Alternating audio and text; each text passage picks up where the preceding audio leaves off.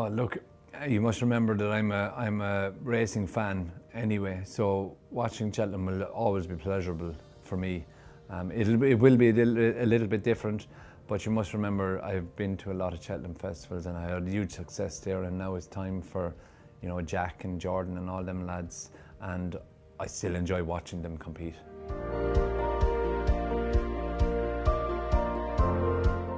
Not necessarily, I suppose. Look, Gordon, he's got some very good horses, but he also has the ability in himself to know that he will be getting them there in tip-top shape, and you know, once you get on the board at all, it gives you an indication that the horses are in good form and that he's getting there right. And you know, I suppose the beauty of Gordon is that if he does strike with one, it's kind of a natural progression that he's going to have more.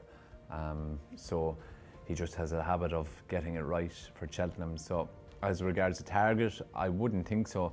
Getting on the board, I suppose, is because it's so difficult. And we've seen in the past that it may take a day or two, but it can also be a long week, you know. And I suppose the earlier he gets on the board, the easier the week will be. To be honest, it's always been big. I can't remember it being any less than what it is now. It's a huge part of our whole season. It's a huge part of horses' careers, jockeys' careers and trainers' careers. You know, the cost of everything has gone up from the likes of a sliced pan to buying a car. So I suppose you just got to roll with them, and you have to keep moving with times, and we just can't stay stagnant, because when you stay still, you get stale, and we need to keep moving with everything, and I feel Cheltenham is trying its utmost to do that. I do think we have a marvellous sport, and I do think there is still huge value in our sport for the day out that it is. You must remember how close and how connected to the sport you can be. You can literally be a foot away from these athletes. I don't see that in any other sport. You walk down to the parade ring and you can witness what's going on, you know, to within a couple of feet. So it's accessibility to the public, and that's the general public. No matter how much you're paying in, you have that ability to go and witness everything right in front of your face. So for me, I think there is still value in going racing. Well, I suppose if you leave it at 3 days, you are condensing it, and it's going to be very tight.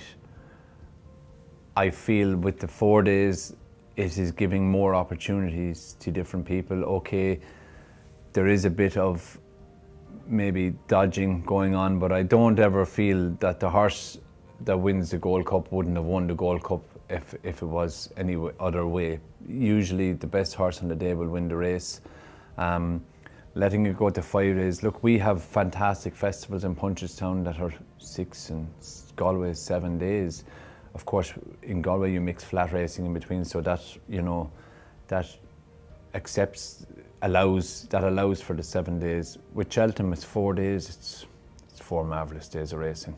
I really think it's just second to none. I really think the English should be proud of what they have and not be so negative about it, and embrace what they have. You must remember, we feel in Ireland that we are the best at this sport, but still we are only judged on what we do in Cheltenham, which is an English track, an English festival, and they need to be really proud of what they have, and they need to support it and roll with it. 4 days. 3 days was nearly too fast. I think 4 days is right. 5 may draw it out a little bit, but again, I wouldn't be against any change. I'd like to see it and witness it, but I feel they have it right with 4.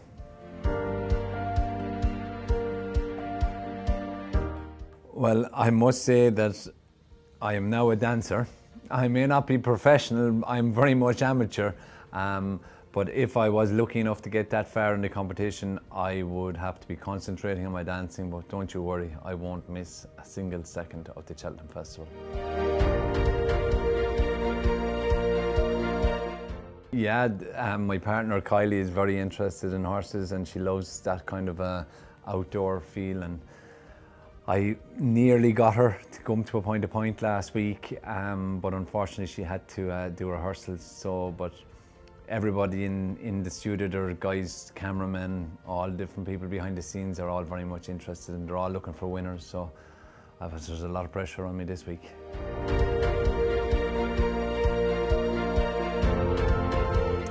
Yeah, it has definitely had its pluses.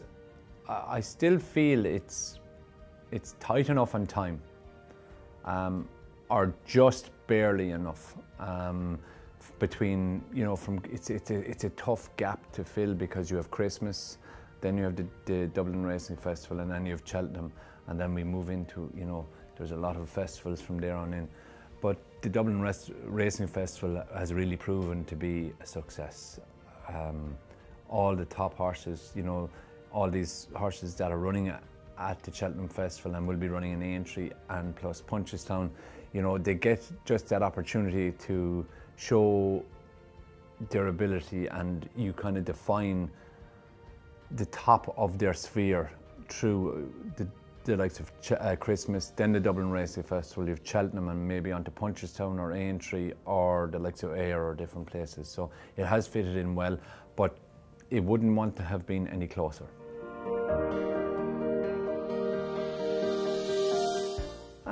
Not so much. I generally used the same seat in every race course for the majority of my career. There was one thing. I had the same boxer shorts for pretty much most of my career, and they were in tatters by the end. So one of the guys jokingly asked me, could they have a lend of them when I was finished with them. There was nothing left, only an elastic. The elastic was the only thing that was left in them. So, but not really anything much that I couldn't have survived without, if you know what I mean. There was a thing too, it feels an awful lot more comfortable if I put on my right boot first. It just always seemed to be a thing that when I went down, it felt awful weird putting on my left boot first. So I used to always put on my right boot first, but it didn't change the results on any given day anyway, for sure.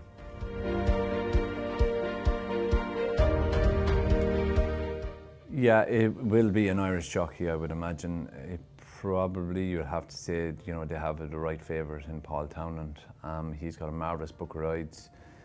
His ability to ride the course is, you know, second to none, and I think they have the right favourite in him.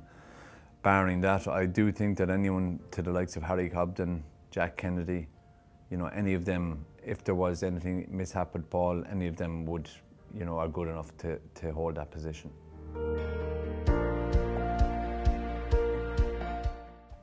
Well, I suppose I knew every blade of grass around Cheltenham, and there was no part of Cheltenham that I wasn't comfortable with.